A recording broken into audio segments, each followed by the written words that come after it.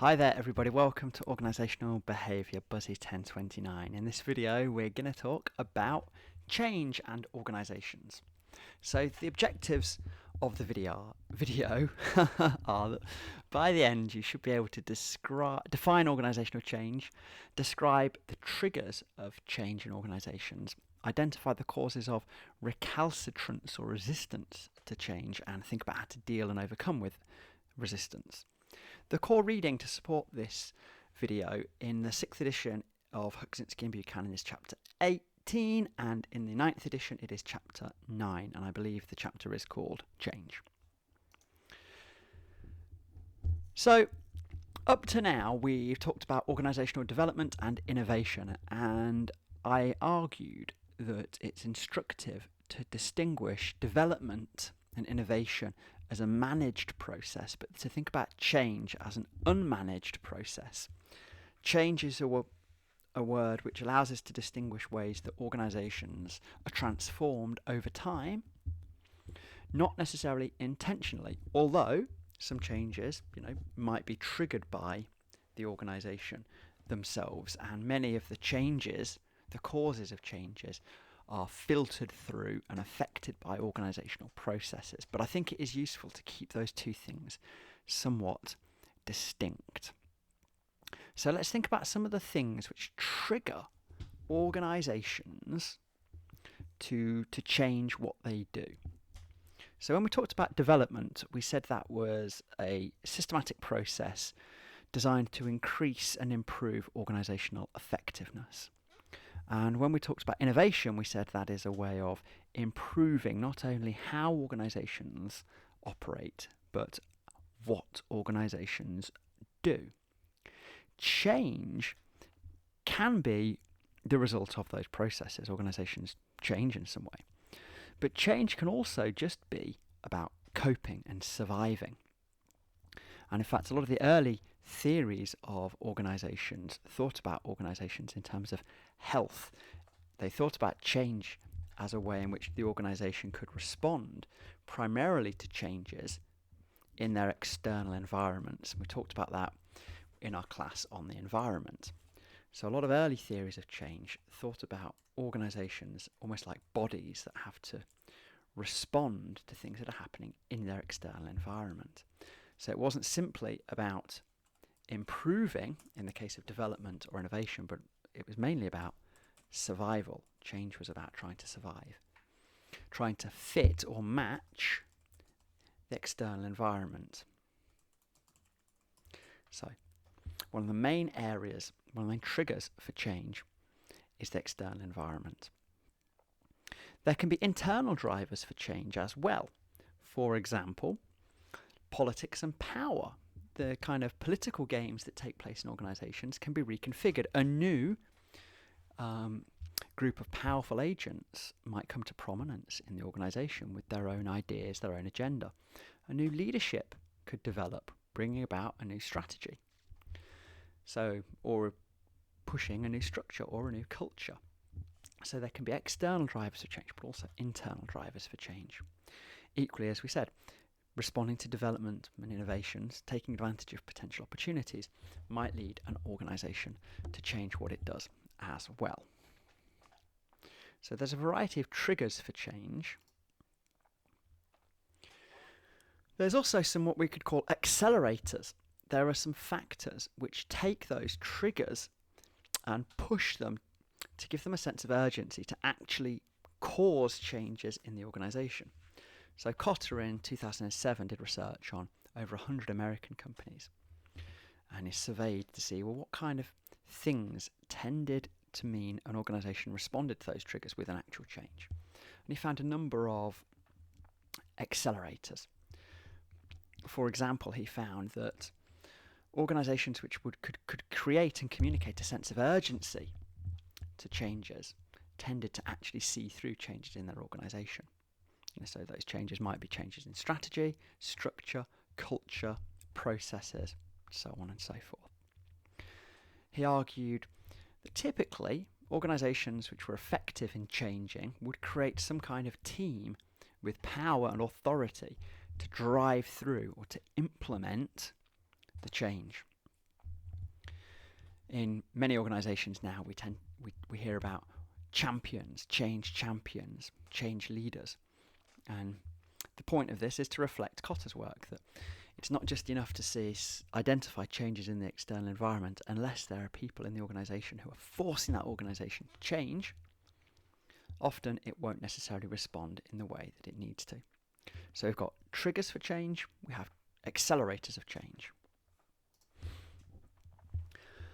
Others, unlike Kotter, suggest that it's not necessarily the case that there is a one-size-fits-all approach, and you'll see this, hopefully I've recognised this in a number of the videos that we've looked at now. Some theorists think that there is a one best way of doing things, no matter what kind of organisation you've got, what kind of situation you're facing. This is sometimes called the one-size-fits-all, or the classic or general management approaches to organisations. And then there are contingency approaches, which say, actually, what the organisation does is contingent on a number of factors, such as the type of change and the type of organisation. So the Stace-Dunphy model is an example of that when it comes to the implementation of change. They suggest that there are different types of change that you can do depending on the situation. For example, you could have charismatic transformation, and this would occur typically when there is a charismatic leader who is a real champion, supporting and facilitating radical change. You could have dictatorial transformations. When there's a major adjustment, you just aren't going to allow people to participate. You're just going to say, this is what we're doing. We're the leaders of the organisation. We know we have to change because there's a change in our external environment. We've got to do it. Boom. So it's dictatorial. It's telling people what to do. And obviously, what's best depends on what's accepted in terms of the organisational culture and the nature of the change. We've seen it recently when it's come to responding to the COVID pandemic. Many organisations have found that changes that they had wanted to do for many years, even decades, have been much easier to do because people understand responding to COVID has meant they've had to be willing to change hugely the way they work, whether that's pushing home working, pushing flexible working, using more digital technologies. The context of change then is really important for how you implement and manage change.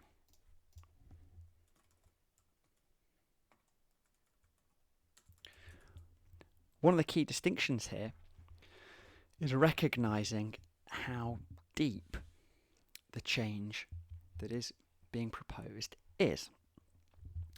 Responding to some triggers for change might only require some kind of surface fine-tuning, slightly changing your processes, slightly amending something. But then you can have really deep transformational changes which involve not only changing how an organisation works, but also what the organisation is, what it's for, what its core values are, what its goals are, what it is doing. So one way of thinking about that is to describe some change as a paradigm shift where the whole way of organising, the whole way of thinking in this organisation, the culture, the socialisation, everything has to be completely changed. If we think back to our lecture on development and innovation, we talked about this in terms of disruption. Change which disrupts, change which changes things. So you've got these different depths of change. And classically, it's been argued in the contingency approach that understanding how deep the change is, understanding what level the change is working in the organisation, will change the way that you might want to implement it. Okay, so we've talked about what organisational change is. We've talked a little bit about the triggers of change. Let's think a little bit more about the change process. It's been suggested that most changes, not all, most changes tend to follow a similar trajectory. Firstly, there's a acceptance of some kind of trigger for change, a plan of implementation to push through the change, which has very high expectations, often over promises. And then as that change starts to be implemented, there's a realization of the effort and complexity. There's a realization of the reality of the change, often doesn't live up to the expectations. And that leads to this, what you might call like unhappy valley, where people then start to, in the organisation, become very disillusioned with the change. They start to roll back on their commitments to the change. They start to cut costs and cut corners. And what that means, unfortunately, is that the change fails to deliver what it could have done. And this, it's argued, is one of the reasons why many change processes fail to deliver the kind of transformational changes that they could have done. Because as they start to be implemented and people realise what the change costs, they start to cut back, they start to cut corners and try to take the easy options. And when that happens, the change doesn't deliver. So we've got these organisational contexts and these contingencies which could help explain some of what's going on in these change curves. We've talked a little bit about contingencies already. Another key contingency in organisations is what's called the readiness for change. We might call the willingness to change. When we talked about development and innovation, we talked about innovativeness. And readiness for change is a similar idea. Some organisations have a collective cultural value that is very accepting and willing to change. These organisations have to be willing to deal with ambiguity, uncertainty. They have to be willing to try new things. They often have to be trusting. They have to have resources that allow them to be ready and willing to change. They also have to have individuals who are ready and willing to change. And Rafferty et al. Argue that readiness for change can be understood as an individual attitude in which people have to be willing to understand the need for change. They have to appreciate that the change is appropriate. They have to think that they can actually implement the change and that their organisation can. They have to believe they have support from people in the organisation. And they have to have a positive, what they call valence, or a positive evaluation of the change. That is, that they can see the potential benefits to them outweigh the potential costs. So you get this typical change cycle that occurs that's influenced by organisational factors such as the readiness for change. But on the other side of change, there's also a negative element, I suppose you would say, or a pessimistic or sceptical view of change, which is that lots of people are fearful of change. Lots of people are not ready to make changes. So why is that? Well, as well as not having these elements that are needed to be ready for change, it's also been recognised that change can be a very painful experience for people. And many organisational theorists and management consultants suggest that when organisations are faced with change, even people who are ready to change, even organisations which have a high readiness of change, find it very painful because they are attached to the current state of things. And here many have turned to the Kubler-Ross coping cycle to make sense of what happens in organisations. So Kubler-Ross was not this isn't a cycle developed to understand organisations. It was about people with, I think, terminal cancer perhaps, but some kind of terminal illness, and the process that they went through to cope with the change that they was going on in their body. And it's subsequently been used to analyse people going through the grieving process as well as people going through change in organisations. And it suggested that first there's a kind of state of denial, then anger, then bargaining, then depression, and then finally acceptance of change. But the key point of this cycle is it's very painful going through each of these steps. So particularly when a change is transformational for organisations, it can be very, very painful for their members. And as a result, changes in organisations, even responses to relatively small things, relatively surface level changes, as well as transformational changes, can have unintended effects. We talked about this in our video on development and innovation, how you can have survivor bias. People that have survived innovations and organisational development and changes can find that a very painful experience that really scars them. There are other intended effects of change programs. One is that many organisations, particularly responding to hype about, VUCA external environments, constantly try to change, and this has been described by Brook and Menges as an acceleration trap, where organisations feel like they have to change because the last change didn't work, or the change before didn't deliver everything that it was expected. Therefore, they have to change and they have to change and they have to change. And what this develops is what's sometimes been called initiative decay, where people just don't really see changes through. It's been shown to found what's called change or initiative fatigue, where people think that actually, there's no point seeing through the change because before an organisation's actually done it, they're going to start cutting costs and they're going to move on to the next change. So you can get people buying out of change because they don't really believe that the organisation is committed to it, because many organisations are constantly arguing that they have to change. And actually, empirically, that goes against reality, as we saw in our class on the environment. Many of the most successful organisations work in similar ways to the ways they always have. They've had the same goals, the same values, the same structures, the same cultures. So there is a question as to whether there is that need for change. And actually, some argue that it's largely pushed by academics and management consultants who have got something to sell. You also have what's called mission creep. In politics, they call this pork barreling, where a change that might be responding to something quite small starts to expand out, because things in organisations tend to be interrelated and systematic. If you want to change one little process, maybe you'll then have to change the way teams relate to each other functionally. Maybe you'll have to change departments around. Maybe you'll have to change the divisionalisation of the organisation, which starts to then change the hierarchy, which changes the structure. And so these tiny little changes can have mission creep, right? That what was the original mission can start to creep and get bigger and bigger and bigger and call for more and more and more changes. And of course, then what happens? The change has higher costs with fewer benefits. People give up on it. What happens when the change has higher costs, fewer benefits? People are less ready for change, right? Because they have less valence. When people are less ready for change, they start to get as tired with change. You start to get initiative fatigue. So you can start to have these, like, what you would call vicious cycles with change.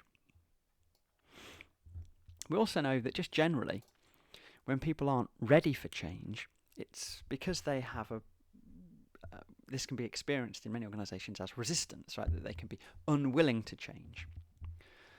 And it's perceived that people are unwilling to change because they've got a self-interest in the way things are at the moment. So, perhaps you've got a supervisory role in a current department, and if the organisation would be restructured, you would go down to a line role. So you'd have self-interest.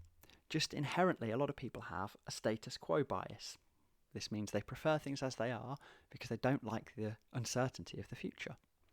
People might misunderstand the change. They might have an incorrect perception of the costs and benefits, and ultimately some people, some teams, some groups and some organisations just have a low tolerance for change. They don't want to change that much.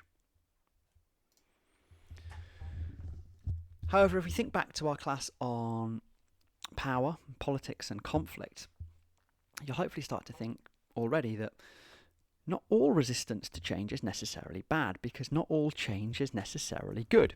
And actually, sometimes when leaders of organisations or champions of change engage with resistance, it's not because the resistance is simply motivated by self-interest. It might actually be because those who are resistant understand something about the process or the change which the champions don't. So a number of researchers have argued that rather than seeing resistance as something which is, a barrier or an impediment to change, organisations should encourage dialogue. They should listen to people that are resistant to change. They should bring them on board, and they should incorporate their resistance into the change rather than seeing people who are resistant to change as a problem. See them as part of the solution. And this has led and been informed by a whole host of studies on participation. Participation, as we've seen throughout this course, is key to many ideas and much thinking about organisations, particularly when it comes to things like decision making. But it's particularly the case here. So in a famous study, Koch and French, in 1948, they studied a manufacturing company who was changing their processes. And they got two groups, and one group was involved in the change process, one group wasn't. And lo and behold, they found that the group that was able to participate in the change process was much more willing to go along with the changes, and the changes worked. Now here we can go back to the contingencies approach. That's nice in theory, and it sounds great, but of course it's not always possible. Ultimately, sometimes organisations have to be more dictatorial, they have to force change through. And when this happens, they might have to use different methods for dealing with resistance, not just participation. They might engage in explicit coercion, right? They might just say to people, you're either going to have to change or leave, kind of my way or the highway. They might be manipulative. You might offer people one thing in exchange for the change. They might get into negotiations. They might just go into a process of education and change management, right? They might do what's called internal marketing to try to sell the change to people inside the organisation. Okay, so where are we? Well, we've talked about organisational change. We've just hopefully talked about it all in this video, right? We've defined organisational change. We've talked about some of the triggers of change and the organisational contexts which moderate change.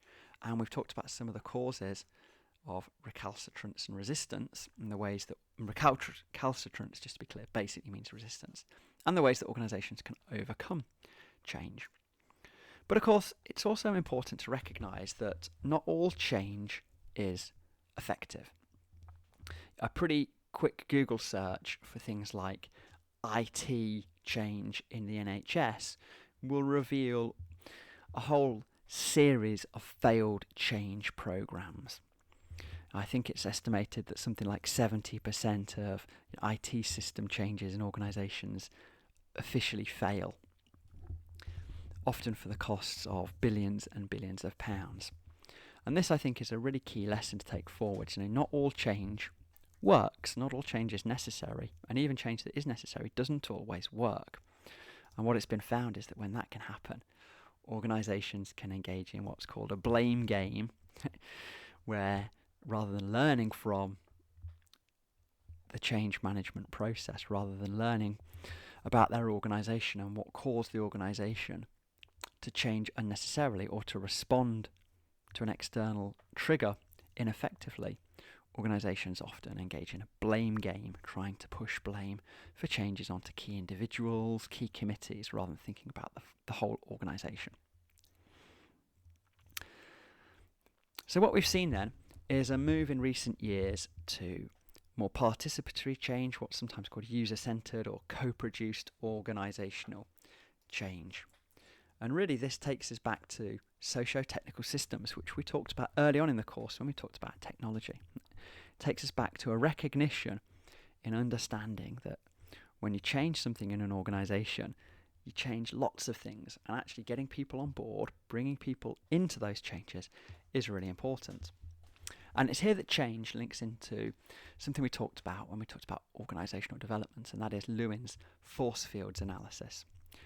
Lewin encourages us to think about changes as being driven by some forces and resisted by some forces. And actually his force field approach has been used by consultants as like inventory, where an organisation can go in and they'll rank what's the power of the driving forces and the power of the restraining forces, and almost play like top trumps and see where is it that those resisting forces are more powerful than the driving forces for change, or where is it that the driving forces are pushing an organisation the wrong way because there isn't adequate resistance.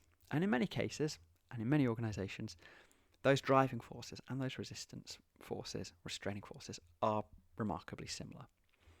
And you've got some examples on the slide. So there you go. We've defined organisational change. We thought about how it's different, or could be said to be different, from development and innovation. We thought about the triggers for change and organisational moderators of those triggers. We've thought about how change works as a process, causing resistance, expectations, that unhappy valley that we talked about. We've talked about how resistance and recalcitrance can be managed in organisations, how it can be brought on board. And finally, we thought about how sometimes resistance is right. Sometimes the change isn't necessary or it's not going to work. And we thought about how that can then create blame games within organisations. If you've got any questions about this, please ask in the Moodle discussion forums or come to one of the drop-in question and answer sessions.